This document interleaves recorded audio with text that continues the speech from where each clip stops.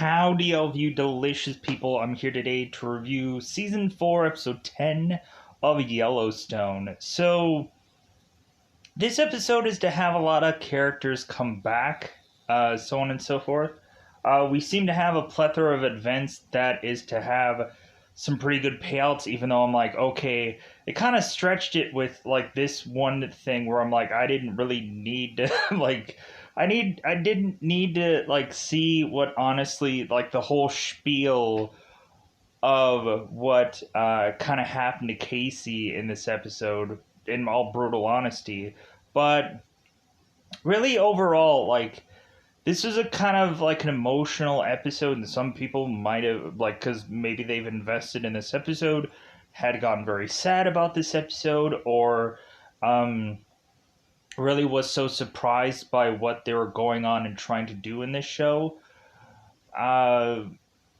Really such a, like, rewarding season finale compared to the last one, where it was like, come on. But this one is a lot more rewarding than the last season's finale. So there's that. Really enjoy this episode.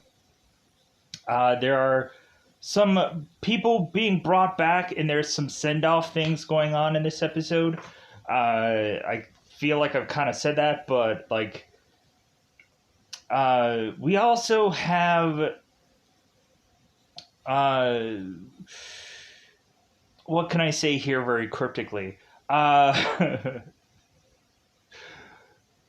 We have a good way to finish up a season that really didn't have much of anything to do. Really didn't have, like, an escalating story. It didn't have much of a excuse me. It didn't have much of a, like, build to it this season, which I guess could make the episodes a lot more surprising. But I think we could also kind of expect things. We could just be like, oh yeah, like, I guess that does make sense for how that is to be approached towards the end of this. So, what else could I say cryptically here? Because it's kind of hard. That's what she said. Ha! Joke. So, it seems like Beth, if anybody else, is to really do some investigating in this episode. And her investigation is to go on and reveal something big here in this episode. So big that it might cost someone a life. It might end up killing somebody in the process. I guess I can say that. To kind of leave it very cryptic here of who is going to die in this episode. Casey is getting some characters in his 4-day lay around kind of journey, so to speak. And within that journey, we end up getting to see some spirits that are to appear to, of course, Casey at one point and create for some either kind of shocking moments or some just like, oh, this is kind of a, like, an interesting journey that Casey goes on to, even though I feel like out of all the possible stuff going on in this episode, I possibly didn't care for the Casey. So, I'm being honest. But,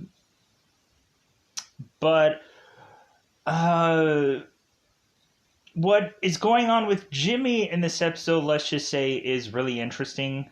The stuff that they have his story just kind of tied into the Sixes and and where he's going in this episode, because I have to cryptically say everything.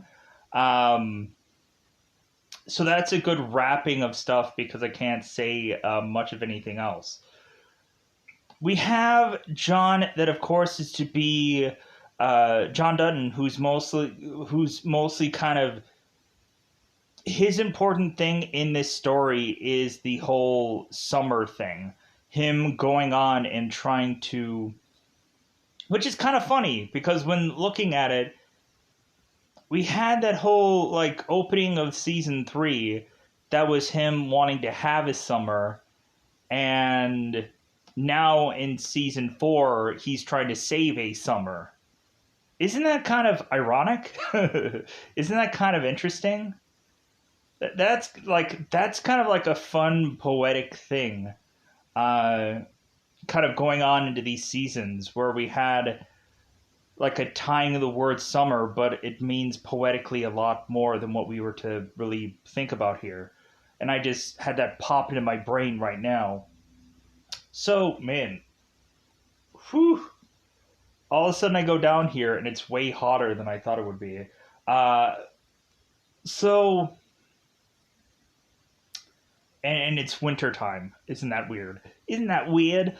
Anyways, so really, I think that's all that I can talk about in this episode, because I think anything else would just be spoilers. So let's go out of our way to say that it's about that time again to say, man, if you kind of lost track or are kind of interested in how this is to get on to being, because maybe like you fell off this season, because that's possible. Maybe there's a lot of people that fall off the season because they're like, yeah, I don't like how they're separating Jimmy. I don't like how there's like multiple stories. Like we have it where people could feel like this is going to be like the Arrowverse now, where you have to forcibly watch all of the Yellowstone tie-ins, because we still have the metallic cat that is to also be put into this episode, kind of reminding us of the 1883 episode. And I forgot about the name of the horse from the other episode, but we show the horse yet again, and we end up showing the horse, and like we're kind of covering up the horse for possibly a good reason. Maybe they didn't have the actual horse there, so they're like, yeah, let's just kind of cover this one and just like say that it's the metallic cat, because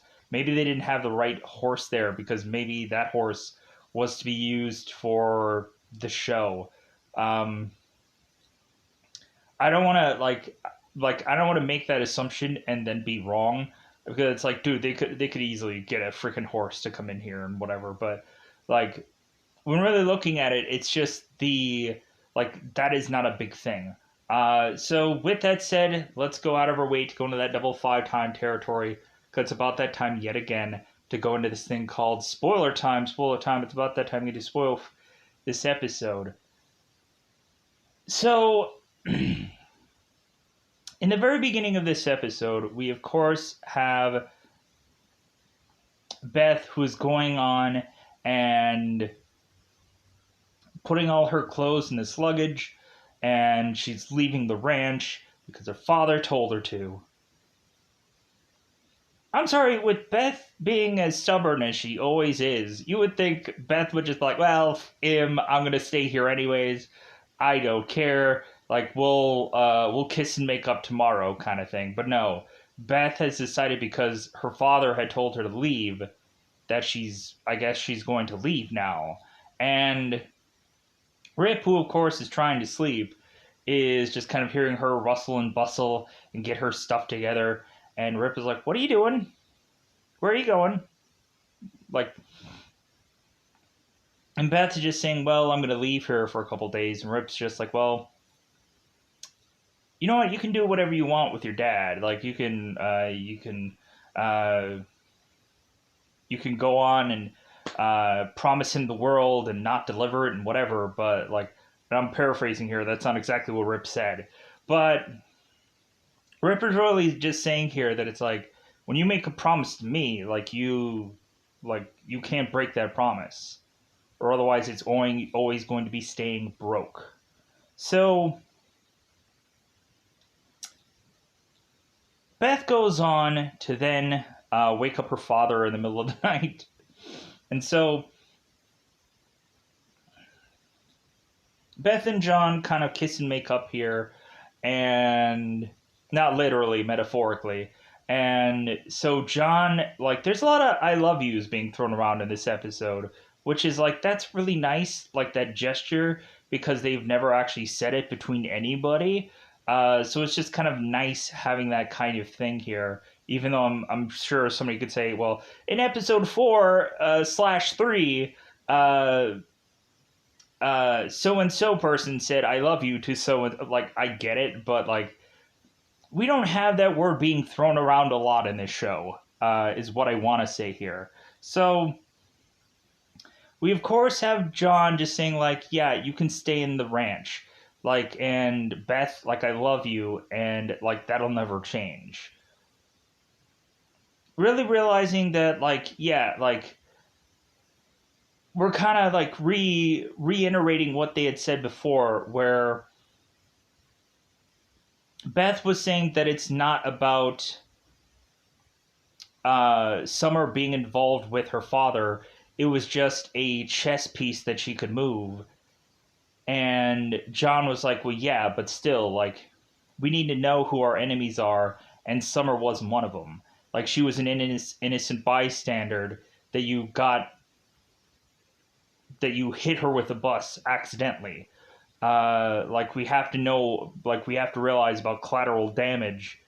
And yeah, it might be a smart chess piece to move, but again, it's not a chess piece you want to move accidentally in front of a bus and dead. So Beth had made amends with her father, and so she walks off. So,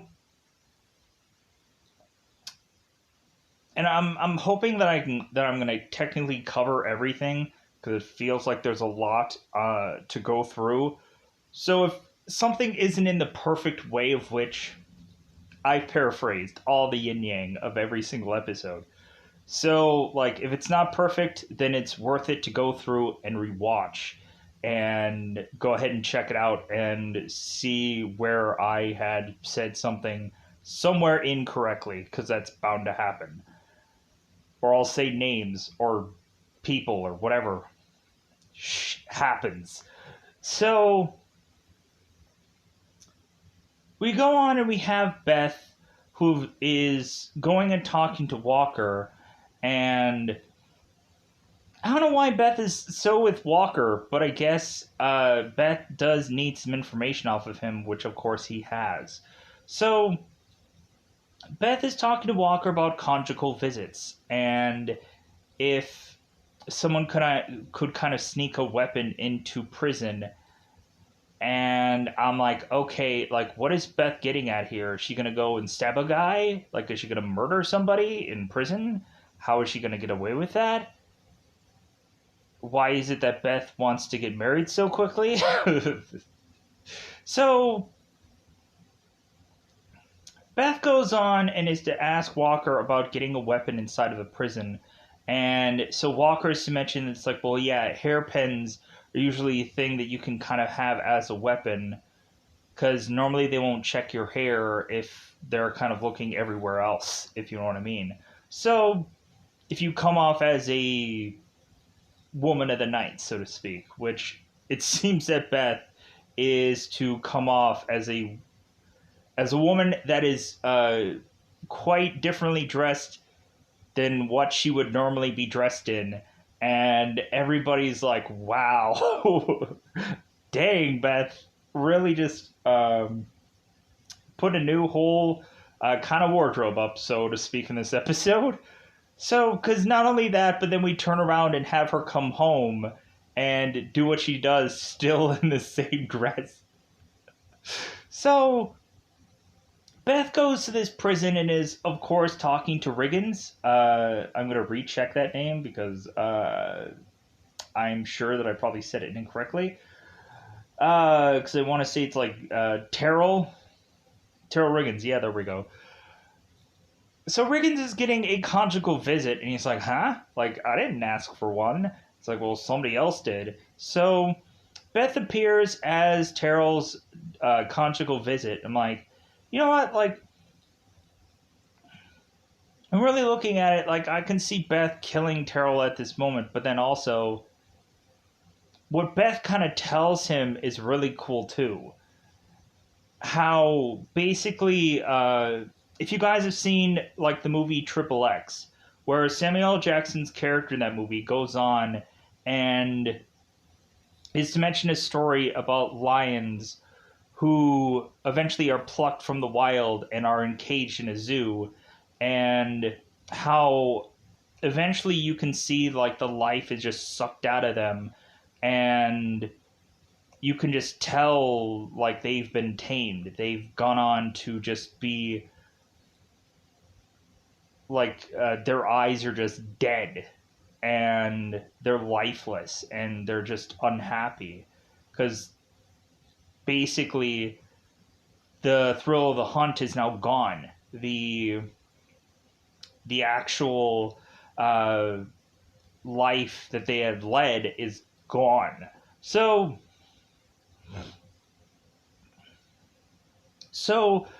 Terrell is to go on and talk to Beth, and so Beth is to, of course, ask like who he had gotten word from during prison, and Terrell was talking about some suit.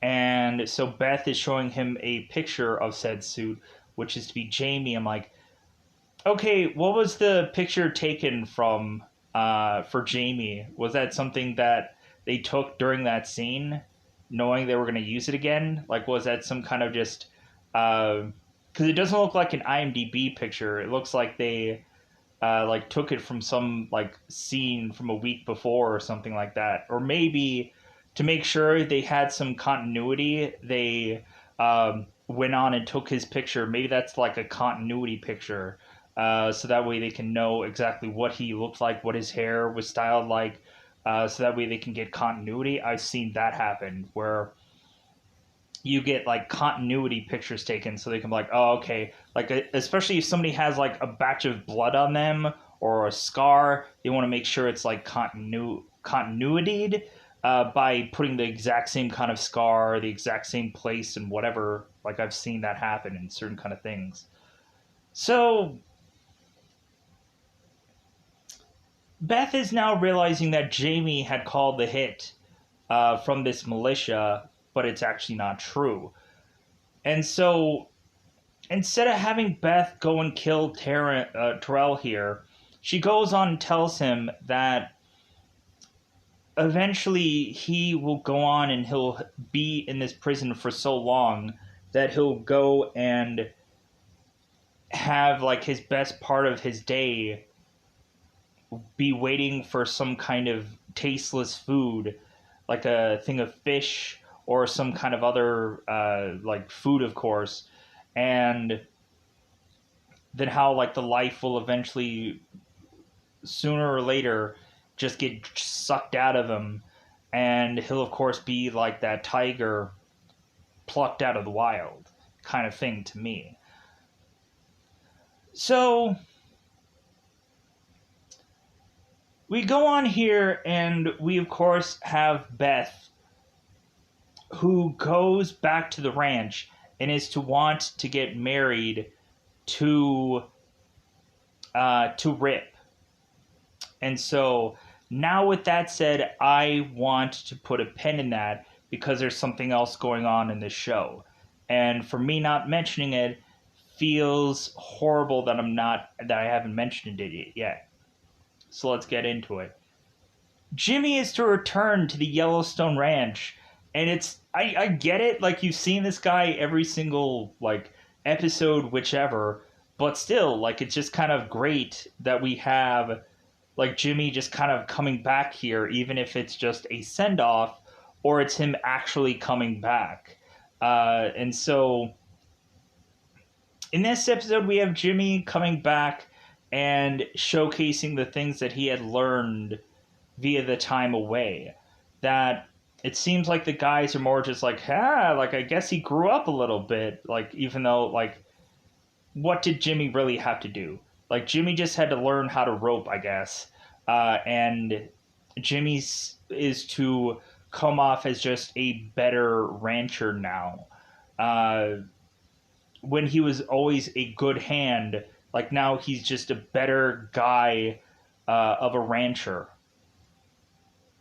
He's better at what he does, is what I'm saying. It seems like he's better at what he does. It feels like he's happier at what he does, and it feels like he's more like, it's kind of like when you learn a different language and you spend so much time learning this language, and now you're at the point where you can speak that language without thinking about it. That's kind of where Jimmy is right now in the show, where he has learned his whatever language, which is just being a cowboy, and now he's to the point where it's being like the Billy Crystal City Slickers transformation, where we have, of course, first where Billy Crystal's wearing the Mets hat, and at the end of the City Slickers first movie, he's wearing the cowboy hat, the black cowboy hat that's from Curly, and now we're seeing that moment now as this kind of metamorphosis or changing of this character. I had to go through a lot of just metamorphic whatever kind of things to just go and understand this now character. Anyways, so we have Jimmy, who of course is going on and showcasing that now he can rope, and they're like this guy's a Texan and this guy's a this. So Jimmy's coming on and is to showcase Emily is to be now his engaged fiance, whatever. I'm like, isn't that kind of a little fast? Like, men is that fast? But like, I guess if they're going to go on this spin-off possibly together, I guess them working fast, I guess maybe in the premiere of whatever that show is, maybe they'll go on and have them get married on the first episode. Maybe it'll be like a quick marriage. I don't know. Beats me. So, but we have Jimmy come back to the bunkhouse, and coincidentally, out of all the days for Jimmy to come back, Mia is back, and I'm like, well, good, because we have this kind of this closure moment, but we also have it where, like, it's good that we have kind of the closure moment technically for Mia also, because she just left one day. I'm like, oh, that kind of sucked. Like, couldn't we just have like some real closure moment for her? And so when Emily and Jimmy are to come in there while all the guys are playing cards, all of a sudden Mia goes and punches freaking Jimmy, and then we have a freaking like females fighting, because it's not really a cat fight to me because they're freaking really hurting one another. And so we go on and we have Jimmy pulling Mia off of Emily, and so Jimmy is talking to Mia and saying like, hey, like, you told me and I forgot about this. Jimmy had Mia tell him that if he is going off to Texas, that they're over. And so Jimmy took that as like, well, I guess I'm not going to be holding a torch for this girl anymore, because it feels like there isn't a torch that I was to have here in the first place. That there is no torch. Like, that torch was extinguished before I was to leave. So Jimmy is telling Mia, it's like, well, yeah, I thought I could go off and be in Texas and do whatever I wanted, and there would be no repercussions, because Jimmy didn't think that Mia would even be back here. And so Mia is to now again have to have Jimmy choose between Mia and Emily. And of course, Jimmy's like, well, like, Emily. To where again, Mia is to want to leave.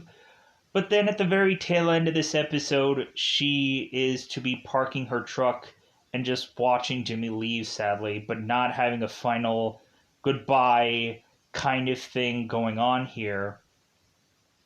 And so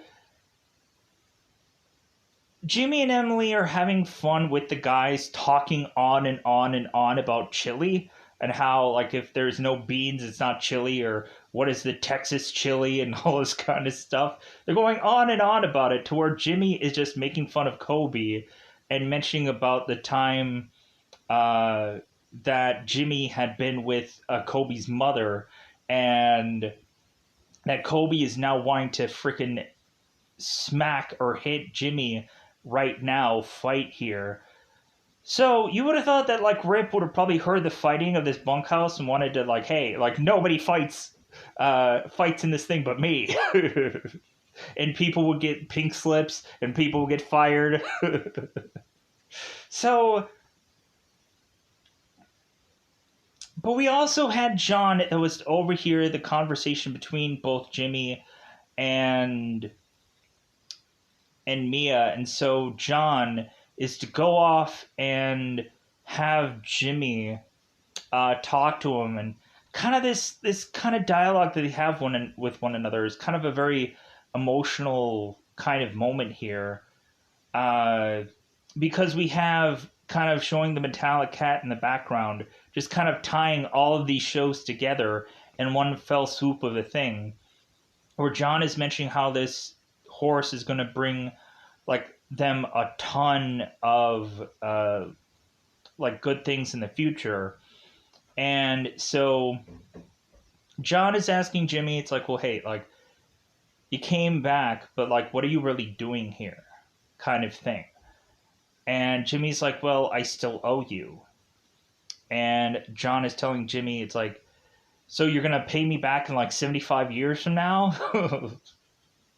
Like, you're never going to pay me back for all of those doctor bills. It's going to take forever. I'm not going to live that long, possibly. It would be great. Like, we'd have this show on for a while.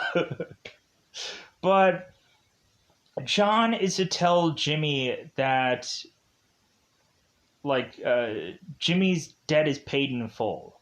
That really the real, like, for me, I think the real payment is that John had turned around and have Jimmy, he made this investment in Jimmy, which I think paid out. I really think that Jimmy is to be a better person now. I think he's in a better place now. And I think that's the real, like, that's an investment on a person instead of just a, like, oh, like, well, like this guy, I hope he just turns his life around. No, like, he turned his life around. He is to know where he's going. And so John is like, well, like, you don't have to pay me back. Don't pay me back. Like, do whatever you want. Decide whatever you want to do. And so Jimmy's like, well, thank you. And everybody tells him that he's always to have a place here. And that's kind of like a nice kind of like family kind of thing that they're kind of going in with the theme here. So Jimmy goes off and is to continue to just have fun with kind of roping stuff. And they're still to like be impressed, like, oh yeah, like Jimmy's a real roper now. And it's funny how Jimmy breaks it down where it's like he does so much roping during the day that he can't want to rope anymore. That it's like basically a dentist who who doesn't want to like look at teeth after he's done for his day. So we go on, and of course, like towards the end of this episode, we have Jimmy who finally decides what he wants to do, that he wants to go and work for the Sixes. And Lloyd is like, yeah, you're going back to Texas, aren't you? And Jimmy's like, well, yeah. Because at first we had Jimmy who is to bring Emily here. I'm like, oh, so are they going to just be here now? But then all of a sudden we end up just having Jimmy saying like, well, this is a temporary thing. We're going to go back to Texas and just kind of work with the Sixes. And so Lloyd is telling Jimmy, it's like, well, like, hey man, like, you're a cowboy, like you've done it, like you're so we kind of have that emotional goodbye between both Lloyd and Jimmy there. So when they have their like real final goodbye, like Lloyd, I think, just doesn't want to do that twice. Like, he said all the things that he's already had to say, and so that's why he kind of walks off at the end of this episode. But like, maybe the reason why, like, freaking like why do they need to go back into that? Because when Jimmy actually leaves and gets in this trailer, we have everybody, like all the hands with the exclusion of John there, and I was like, oh my god, this is so great. It's such a feel good thing. And we have like Teeter who is talking to them, and Jimmy asks Emily, it's like, did you understand a word she just said? And Emily's like, did she say something about taxes? Yeah, says something about taxes.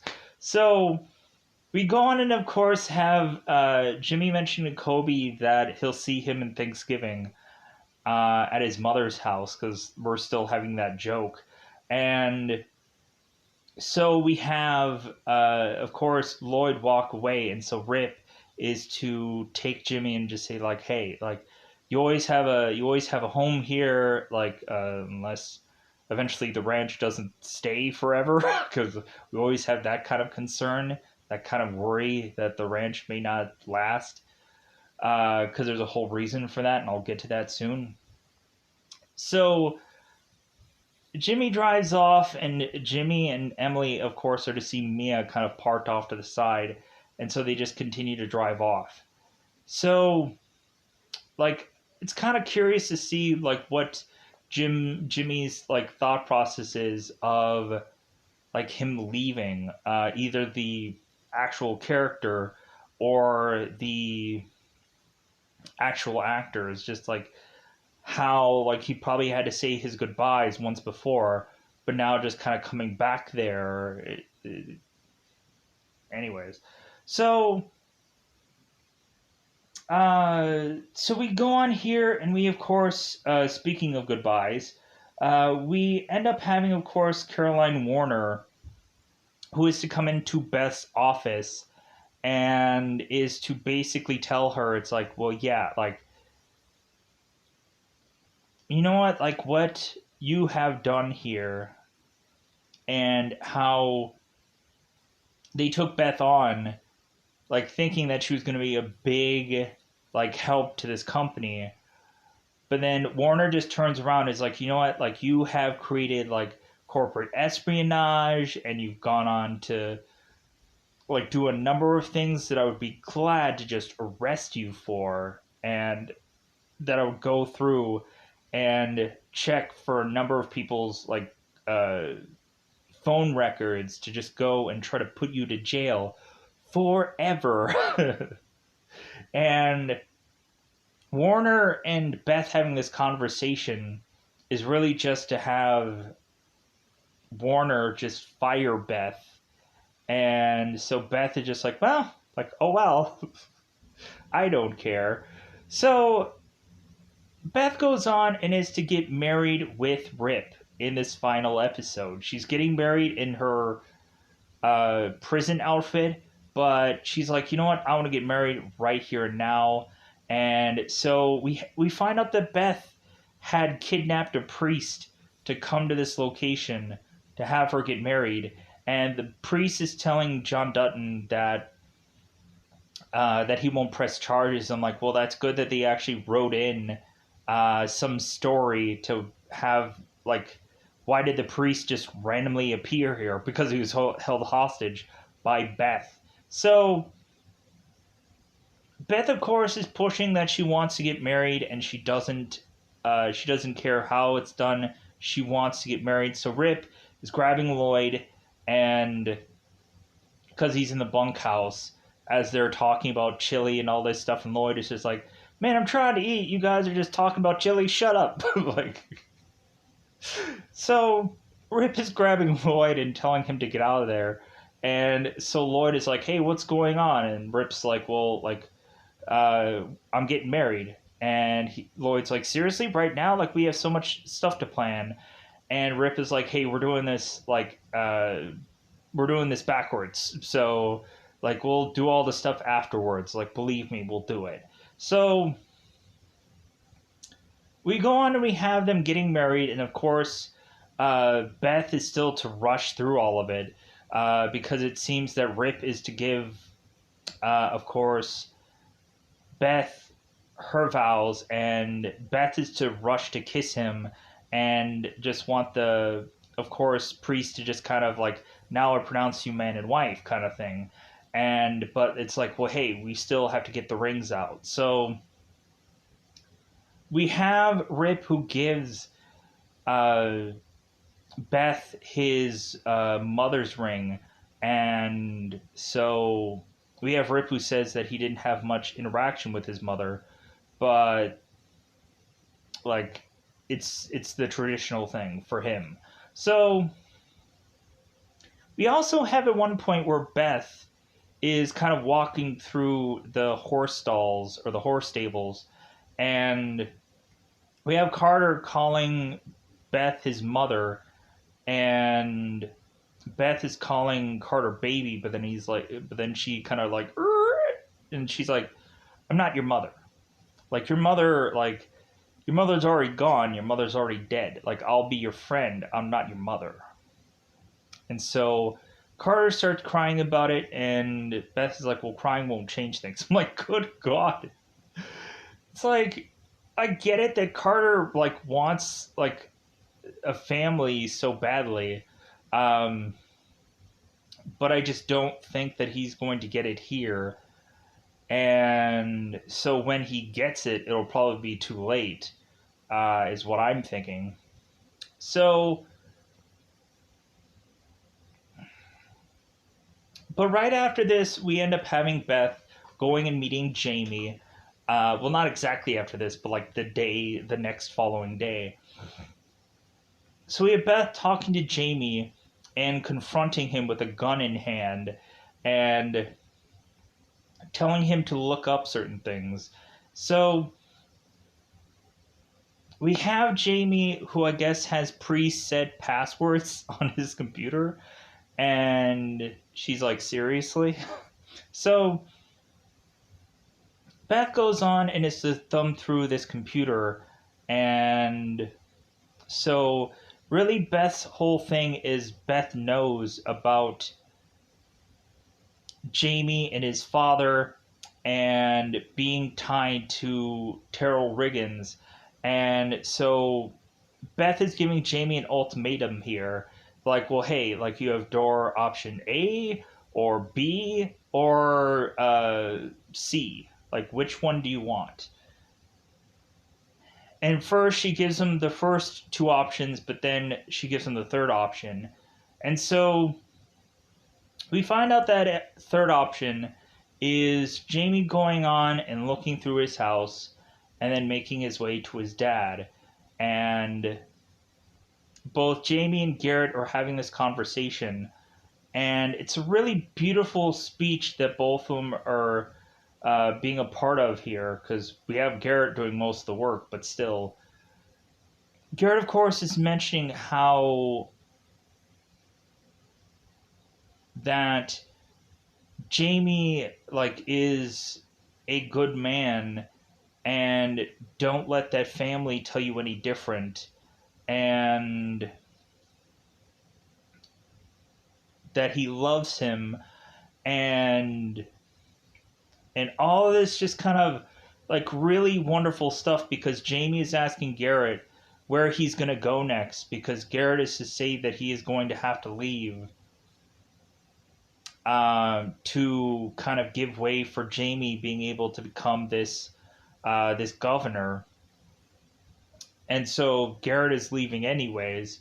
And so Jamie, at the end of this conversation between him and his dad, where like we kind of have to bring up the changes that Jamie has made to eventually just get this place, re-find his dad, and build all of this for himself. And it was like a really heart-wrenching kind of thing between these two characters for how much time that they've spent here. So we now have Jamie, who tells his dad that he loves him too, and then shoots him. I'm like, oh my God! Like, I could have expected that. But still, like, we just have this really heartfelt speech that Garrett delivers to Jamie, and Jamie shoots him. So Jamie, of course, to ball his eyes out because, of course, like, it makes so much sense for him to. Like, plus also, Will Patton is a great guy. Will Patton, like, I've seen him in so many things, and, like, it's always great to have Will in some kind of project. Like, I had seen him in Swamp Thing, and I've seen him in, like, Armageddon, and I've seen him in a bunch of, like, really good things. In my mind, I don't know about anybody else, but like in my mind, Will Patton does a lot of good stuff. So him being in this role here was really like so good. It was so interesting to see this character being used the way he is and this actor being used the way he is.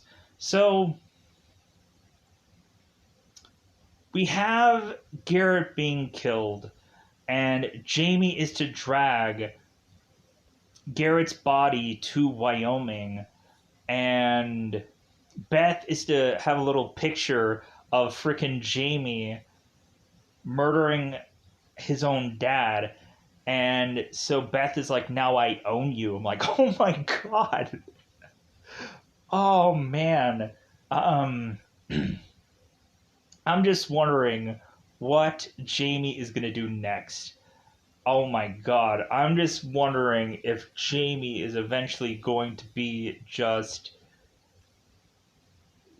seething with like you would think that this could be possibly like the militia part 2 coming because good god like Jamie um I'm just expecting for him to just freaking like lose it at this point, but like I don't expect him to just crumble into a ball. Like I just expect something to finally just snap.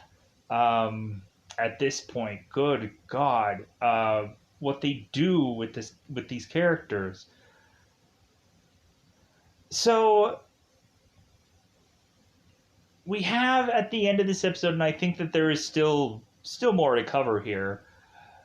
We have John now talking to Beth, and so John is saying it's like, well, like I raised that boy, like he's still my son, and but I like we have John consistently questioning, of course, Beth here, whether John still has Jamie, whether this has gone too far, whether he can still like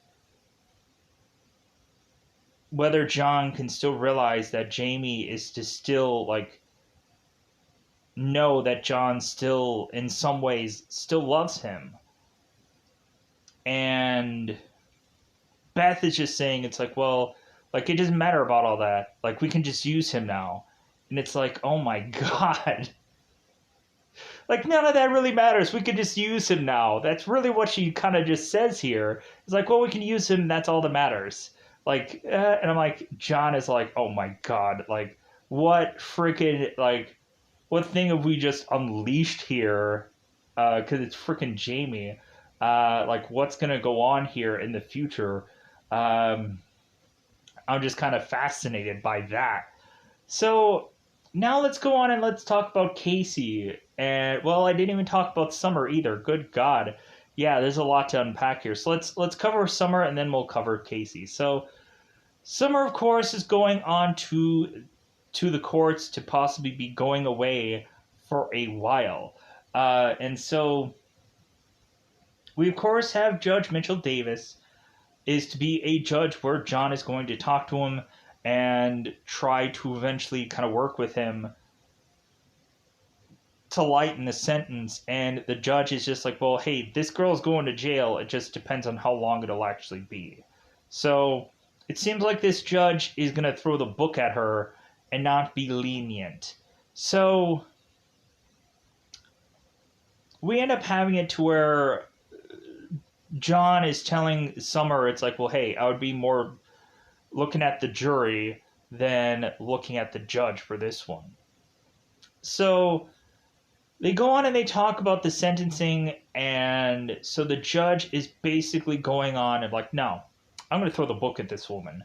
I've seen that, like, we have this girl who's uh, making it look like she's trying to do something right here. She's trying to send a message and getting the word out there, but she's also just a criminal in disguise. That this person is to think that she can get away with all this because she's trying to be a protester and trying to think what she technically is doing is right, and it's not, because there's still crimes that she has committed.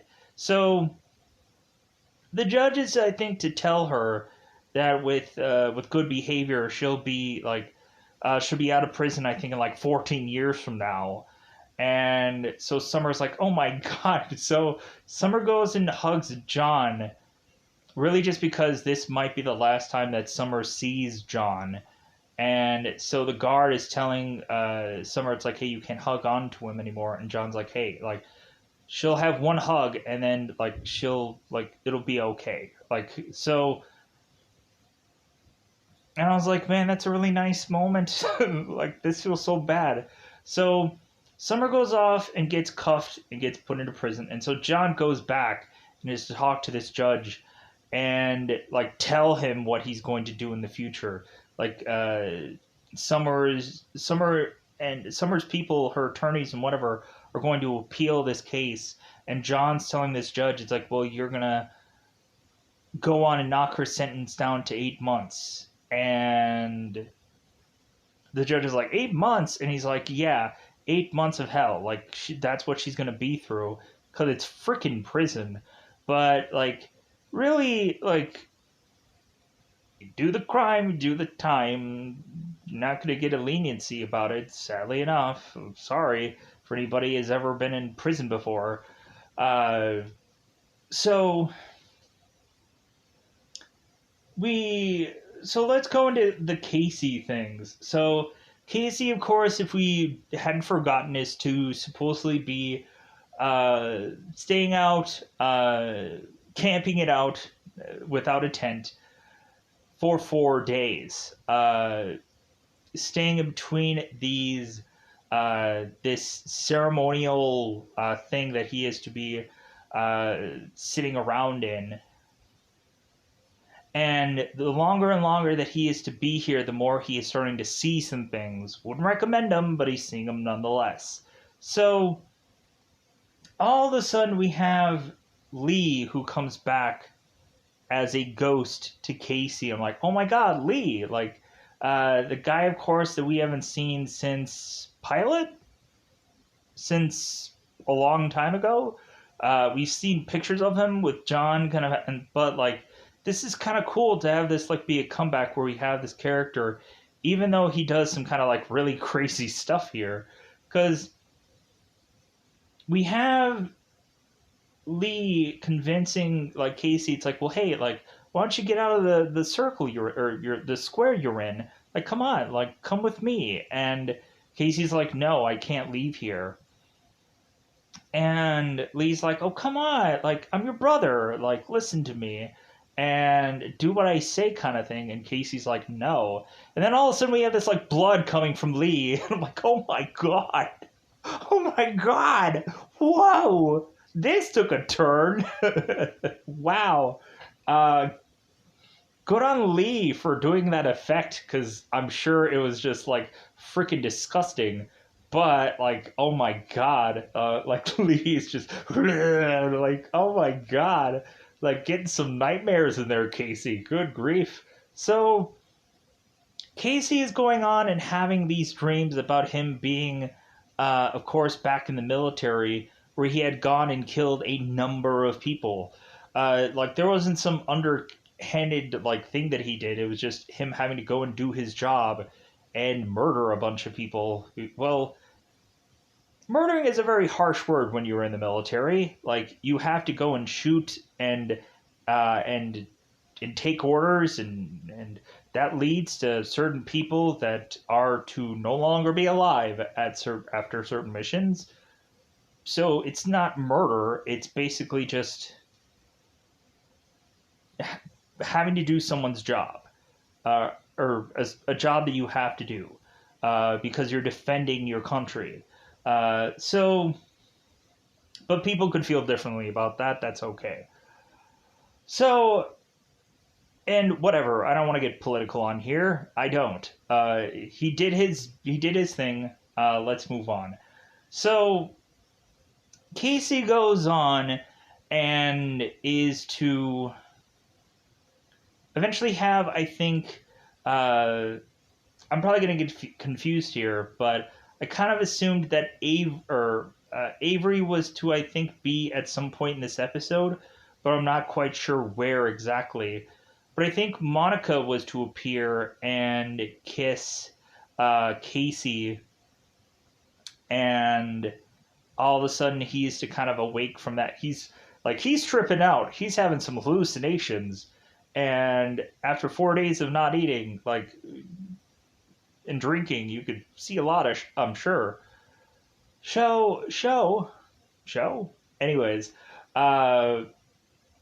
we have Casey going and spotting this Native American woman who is to finally have him get from where he is to show him weirdly two different paths where he's not in a kind of road.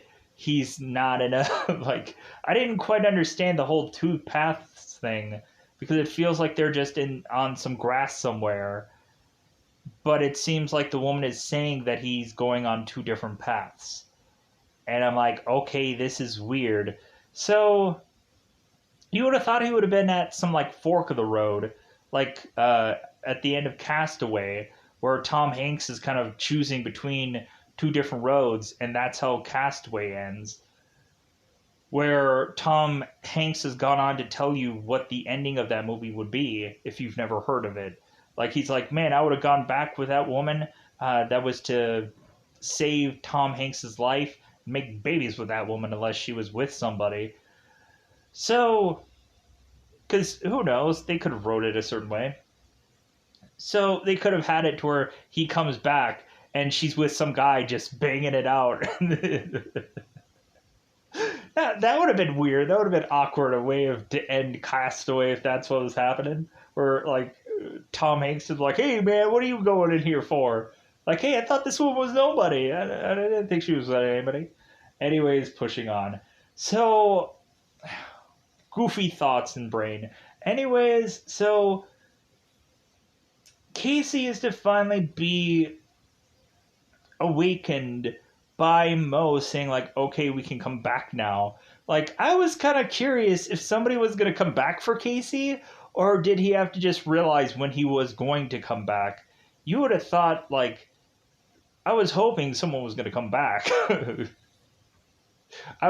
You would have thought days would just blend into night, and you probably wouldn't remember what day it is, let alone that it's day 4. So it's a good thing that Mo came back. So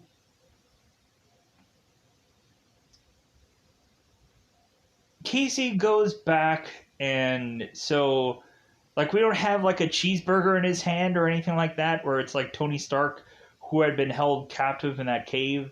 He's like, cheeseburger first. No, we don't see that at all. And so Monica is now, of course, asking Casey, it's well, hey, what did you see? And Casey's like, well, the end of us. What that means, I'm not quite sure. If that means the end of Casey and his relationship with Monica, which I hope that's not what that means. Or maybe that Casey is to see the end of his family. Or maybe it's the end of, maybe Casey's to think that no matter what he does, he's going to hell at the end of this. Maybe that's what he had seen. Maybe that's what he's talking about. That maybe that's the end that he's really saying, is that no matter what he does, he's going to hell unless he changes his ways. Maybe that's the the two sides that he is to pick from. Maybe that's what's really it here. So, with that said, I think that covers most of this episode, question mark. But if that isn't, then there's always a rebuttal to be coming within the next review. But I feel, question mark, I feel good enough about wrapping this one up. Anything else? Let me know in the comments below if there's possibly a thing I forgot about. There was one part where Carter was to bring horses to John to say, like, well, hey, are we gonna ride? And John's like, like I don't think today's a day to ride. And Carter is like, well, it's fun, and like, come on. And so John was like, oh, okay, well then let's ride. Like, as they're riding off into the sunset, technically. So,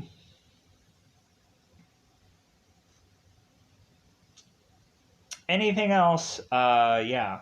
I think it's all good. It's all covered. It's all whatever.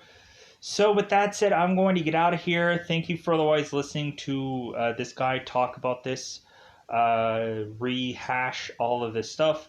Let me know how you felt about Yellowstone, the ending of this season, or how you've just felt about this show so far. Maybe some people hated certain seasons. Maybe people loved certain seasons. Let me know in the comments below. But yeah, I still kind of, in my brain, the best part, like weirdly just shining my own shoes, so to speak, is the whole like summer thing that I just thought of right in my brain. How like John was desperately wanting to cling on to that summer in that one season, but now here he's fighting to keep a summer out of prison. He's basically fighting to keep a summer. And so he's technically now done that in 2 different seasons. And kind of interesting. So, that said, goodbye, everybody. Bye, everybody.